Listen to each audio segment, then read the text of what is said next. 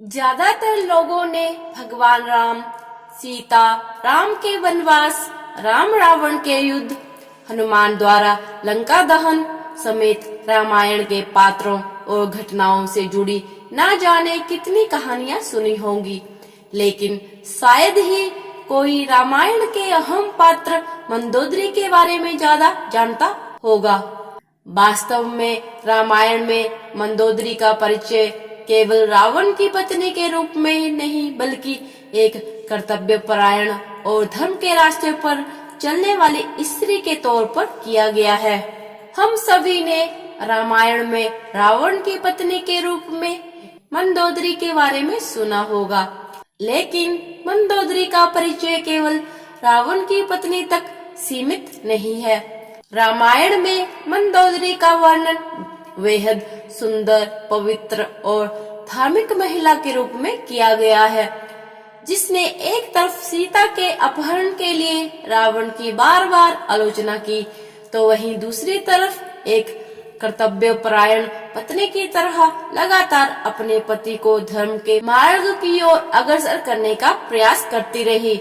हम सभी ने बचपन से भगवान राम, उनकी पत्नी सीता, उनके संघर्ष, भगवान राम और रावण का युद्ध, हनुमान द्वारा लंका दहन, अयोध्या नगरी, रामायण के पात्रों और घटनाओं से जुड़ी ढेरों कहानियां सुनी हैं, लेकिन बहुत ही कम लोग जानते हैं कि रावण के जीवन में मंदोदरी ने कितने दुख झेले और उसके मरने के बाद मंदोदरी का क्या हुआ। किंवदंतियों में बताई गई एक कथा के अनुसार मधुरा, एक दिव्य परी, ने एक बार कैलाश पर्वत की यात्रा की थी। वहां वो देवी पार्वती की अनुपस्थिति में भगवान शिव को खुश करने की कोशिश करती हैं।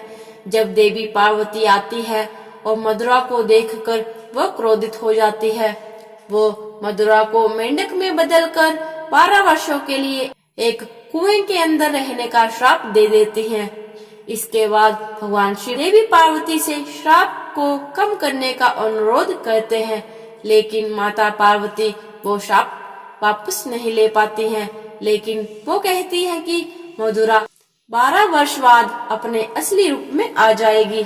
असुरों के राजा मायासुर और उनकी पत्नी हेमा के 2 पुत्र थे, जिनका नाम मायावी और दुदुम्बी था, लेकिन वो एक बेटी चाहते थे। इसीलिए उन्होंने अपने बेटी पाने के लिए कठोर तपस्या करने का फैसला किया। जब वो दोनों कैलाश पर्वत पर तपस्या कर रहे थे, तब इस बीच मधुरा की 12 साल की कठोर तपस्या भी समाप्त होने वाली थी।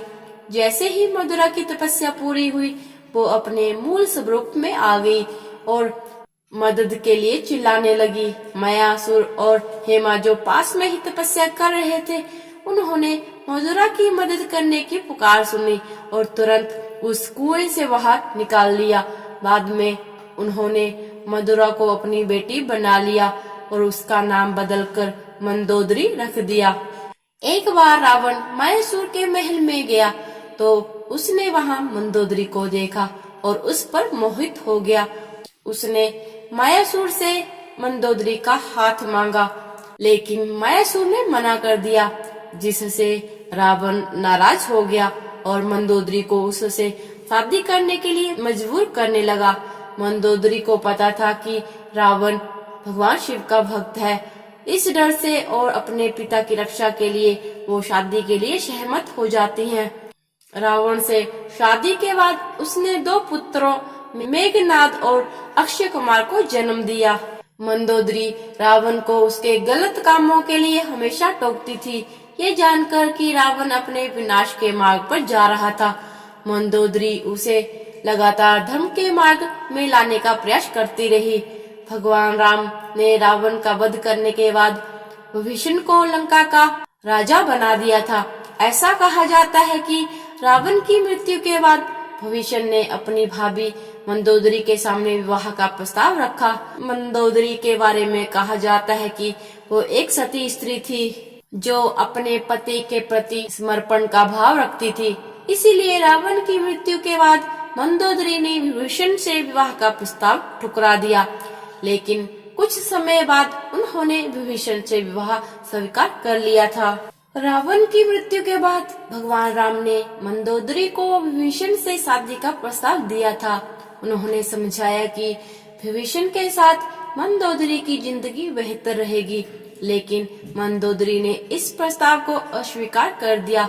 कहा जाता है कि इसके बाद एक बार भगवान राम सीता और हनुमान के साथ मंदोदरी को समझाने गए। तब ज्योतिष का प्रखंड विद्वान मंदोदरी को महसूस हुआ कि धार्मिक और तार्किक तौर पर, नैतिक तौर पर सही देवर विभीषण से विवाह करना गलत नहीं होगा। ये महसूस होने पर उसने इस प्रस्ताव को स्वीकार किया और उसके बाद मंदोदरी की विभीषण से शादी हो गई।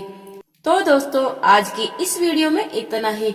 वीडियो पसंद आए तो इसे लाइक जरूर कीजिएगा और साथ में ही मेरे चैनल को सब्सक्राइब करके बेल आइकन को जरूर प्रेस कीजिएगा, ताकि मेरी आने वाली वीडियो की नोटिफिकेशन सबसे पहले आपको मिल सके। हरे कृष्णा, धन्यवाद।